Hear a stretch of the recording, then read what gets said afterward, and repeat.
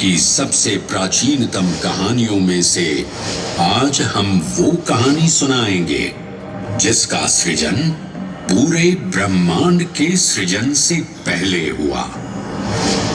तब न देव थे, न असुर, न जीव था, न जंतु, न जल था, न अग्नि, न वायु, न भूमि। समष्टि के शून्य में विराजती एक शक्ति, कालातीत और कालों के नियंता।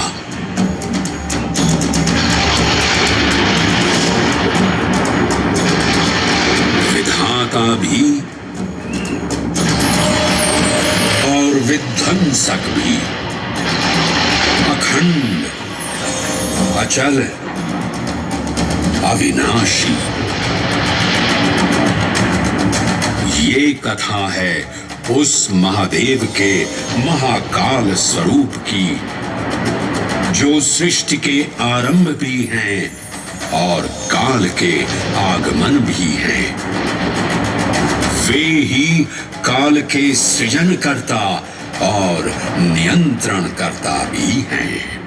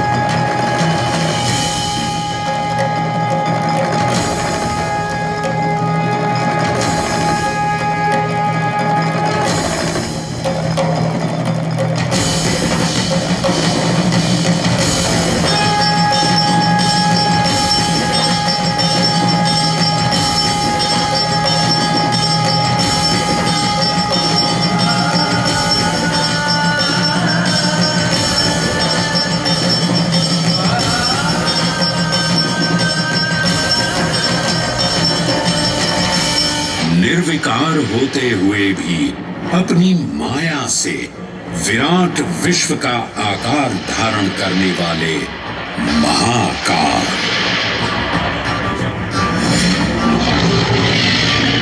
मेरुगिरी को धनुष और भगवान विष्णु को बाण बना दैत्यों के 3 पुरों का नाश करने वाले महाकाल।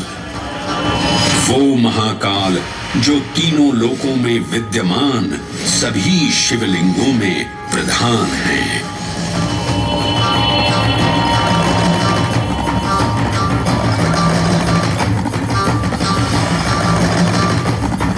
वो महाकाल जिनके त्रिशूल की तीनों नोकों से काम, क्रोध और लोभ पर नियंत्रण होता है, जिनके मस्तिष्क पर चंद्र शीतलता का प्रतीक है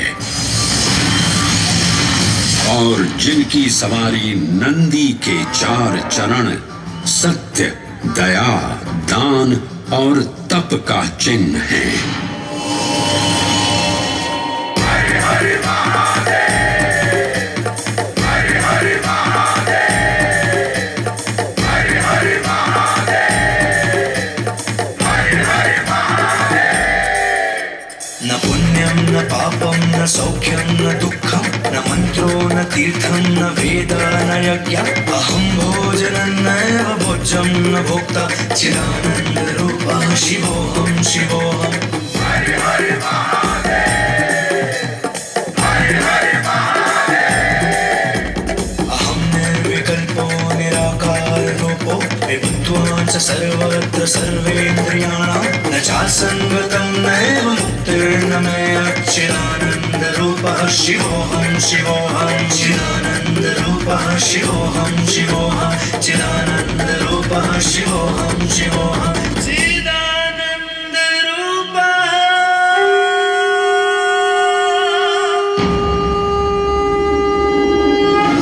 वराह पुराण में कहा गया है, नाभिदेशे महाकालस्तन्नाम्ना तत्र वै हरः, अर्थात नाभिदेश उज्जैन में स्थित भगवान महाकालेश्वर तीनों लोकों में पूजनीय हैं।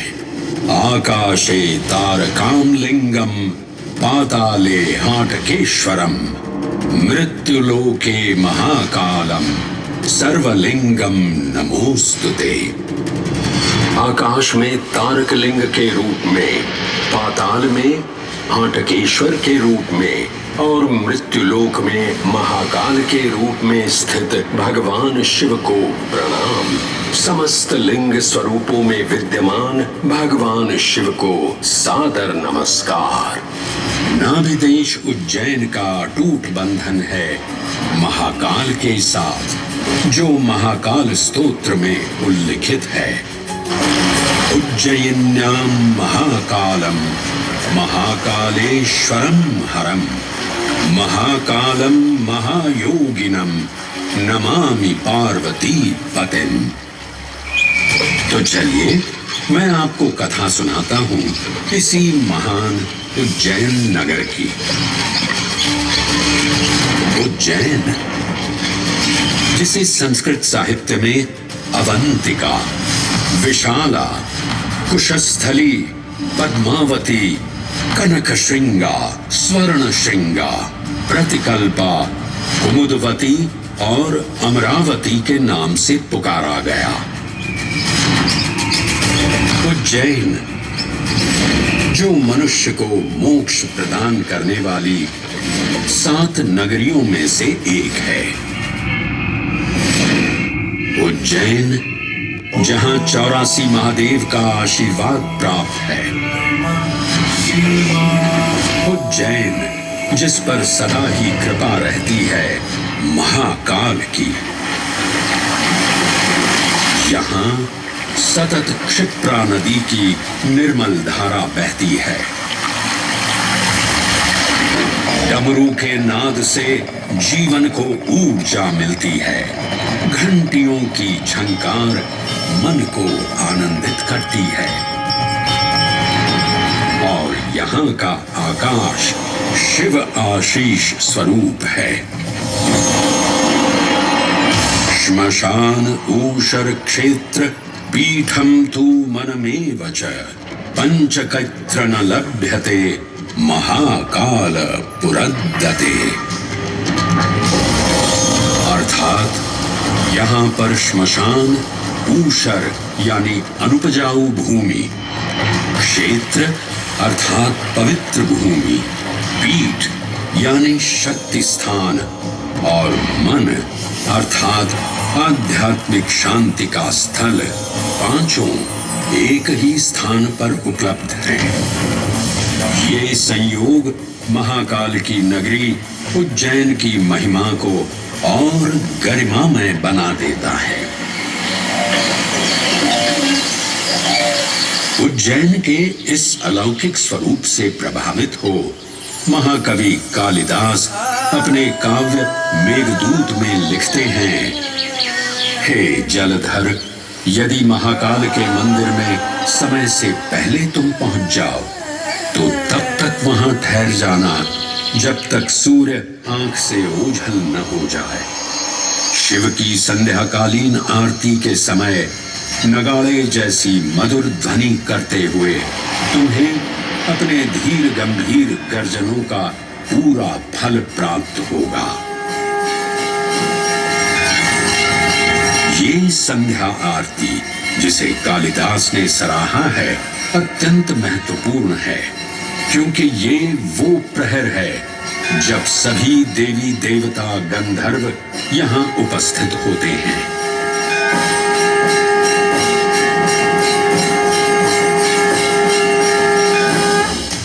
उज्जैन की महिमा अद्वितीय है।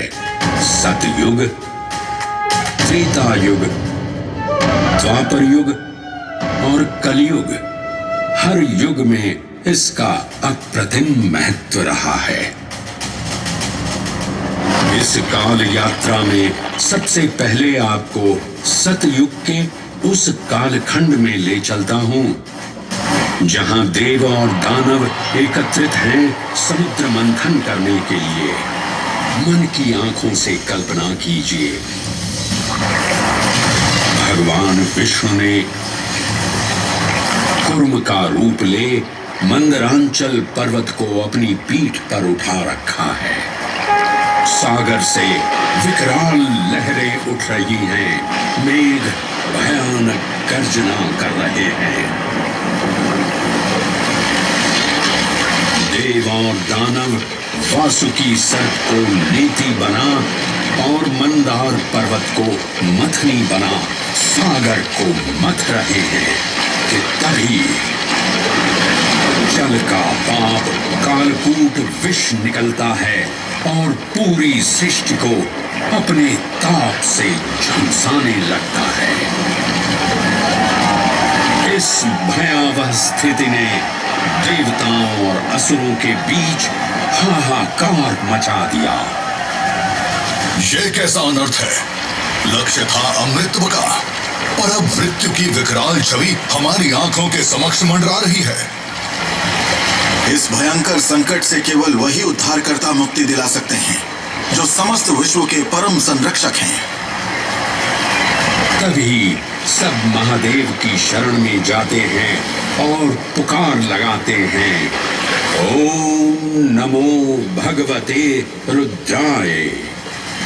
और फिर तुष्टा महादेव भक्तों की गुहार सुनते हैं, कैलाश से उतरते हैं, विष को अपनी अंजुलि में भर अपने कंठ में धारण करते हैं।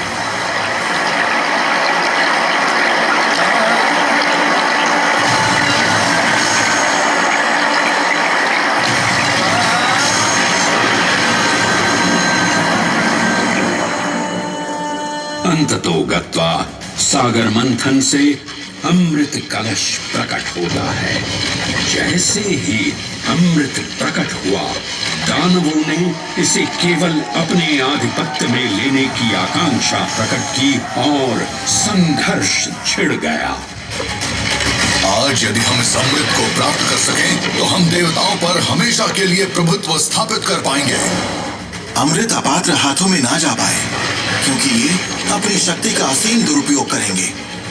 इस अराजकता के परिणाम स्वरूप अमृत की कुछ बूंदें छलकी और पृथ्वी तक पहुंच गई। 4 स्थलों पर स्पर्श हुआ इन बूंदों का, हरिद्वार, प्रयागराज, नासिक और उज्जैन। अमृत की इन्हीं बूंदों के कारण उज्जैन में हर 12 वर्ष पर कुंभ सिंहस्थ मेले का आयोजन होता है। भगवान शिव की लीला देखिए, लोक कल्याण के लिए स्वयं विषपान किया और अपनी नगरी पर अमृत वर्षा करवाई। अमृत की पावन बूंदों से अभिसिंचित ये दिव्य उज्जैन भूमि रामायण के पृष्ठों में भी सम्मिलित हुई। सतयुग के बाद त्रेता युग में माता सीता की खोज में वानर सेना का यहाँ आगमन हुआ।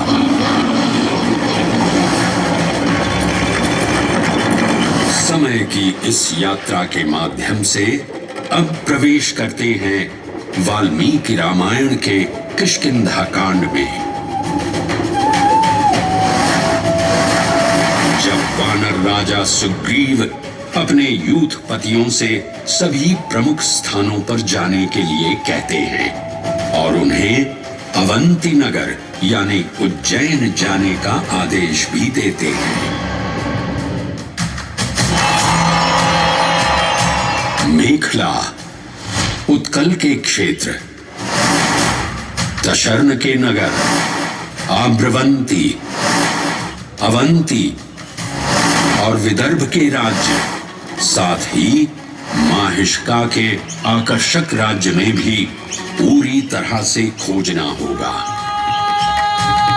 एक युग भगवान विष्णु के राम अवतार से संपृक्त और अगला युग उन्हीं के एक और दिव्य अवतार से समरस होना, ये अद्वितीय संगम केवल उज्जैन में ही संभव था।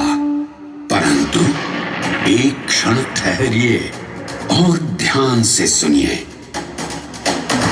ये हैं महाकाल के 1008 दिव्य नाम। हाँ, मैंने काल चक्र को परिवर्तित कर दिया है और अब द्वापर युग का शुभारंभ हो चुका है। विस्मय पूर्ण हो जाएंगे ये जानकर कि महाकाल के इन नामों को स्वयं भगवान श्री कृष्ण ने रचकर पिरोया था। महाकाल सहस्र नामावली की ये अद्भुत रचना उस समय की है जब योगेश्वर कृष्ण, उनके मित्र सुदामा और शेषावतार बलराम ने अवंती नगरी में स्थित सांदीपनी ऋषि के आश्रम में वेदांत दर्शन और शस्त्र विद्या की शिक्षा ग्रहण की थी। कहते हैं कि भगवान श्री कृष्ण को अवंती ने ऐसा मंत्र मुग्ध कर दिया कि यहाँ 64 दिनों तक रुककर उन्होंने 64 विद्याएं और 14 कलाओं का ज्ञान लिया। उज्जैन का संबंध महाभारत से भी जुड़ा हुआ है। इस महान महाकाव्य के वन पर्व में उल्लेख किया गया है कि महाकालेश्वर मंदिर में स्थित कोटि तीर्थ जल का स्पर्श मात्र करने से अश्वमेध यज्ञ के समान फल प्राप्त होता था। और फिर परिवर्तन की इस अनवरत धारा ने एक नई कहानी लिखी। उज्जैन में उदय हुआ मौर्य वंश का। सम्राट बिंदुसार ने अपने पुत्र अशोक को उज्जैन का राज्यपाल बनाया और समय के साथ अशोक के शासनकाल में धर्म का विस्तार हुआ। मौर्य वंश के पश्चात विभिन्न राजवंशों, सम्राटों और नरेशों ने उज्जैन की सेवा की। उनमें से प्रमुख मालवागण और फिर गुप्त वंश ने यहाँ राज कर इसके वैभव में वृद्धि की। उज्जैन ने अपने भव्य तेज से जहाँ महात्माओं और शासकों को आकर्षित किया, वहीं इस नगर पर आतताइयों की दृष्टि भी पड़ी।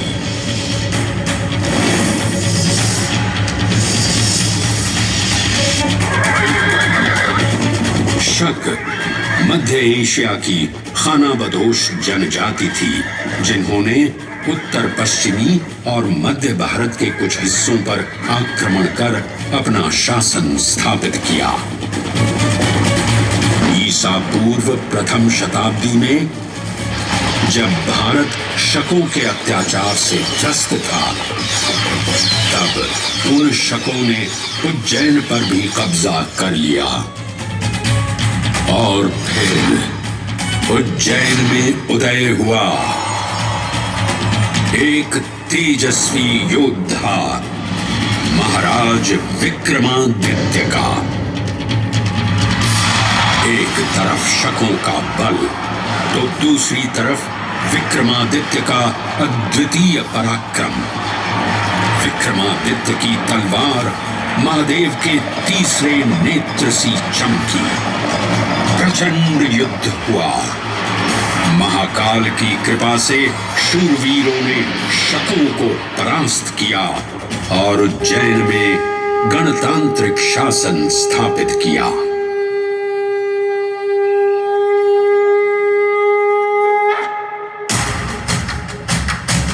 इन्हीं महाबली विक्रमादित्य की राज्यसभा महाकाल मंदिर में ही प्रतिष्ठापित थी।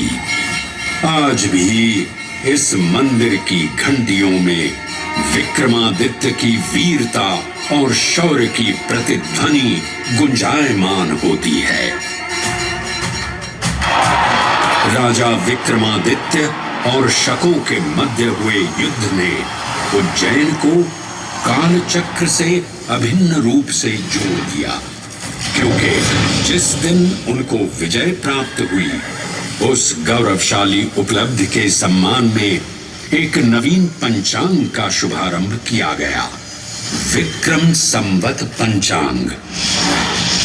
आज भी कई हिंदू पर्व और धार्मिक अनुष्ठान विक्रम संवत पर आधारित हैं।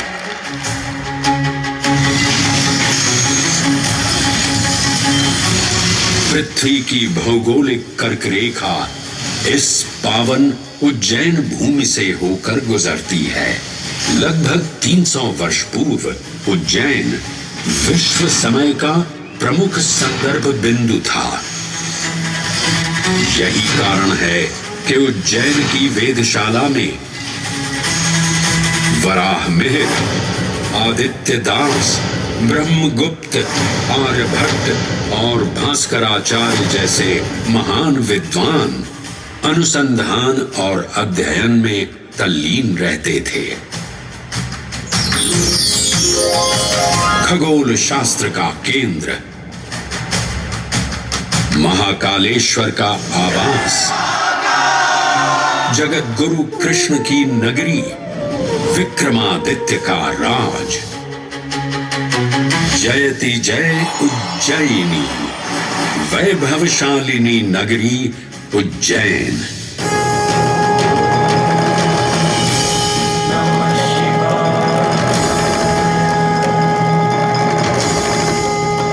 श्वासों को शिव मंत्र से अलंकृत कर, मन को भाव की गंगा से निर्मल कर, जो भी उज्जैन में महादेव की शरण लेता है, उसका कल्याण होना निश्चित है।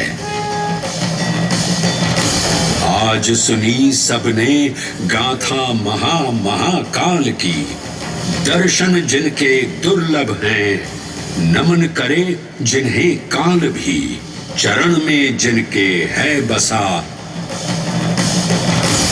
ये समस्त संसार कभी नहीं देखा होगा धरती पर ऐसा चमत्कार।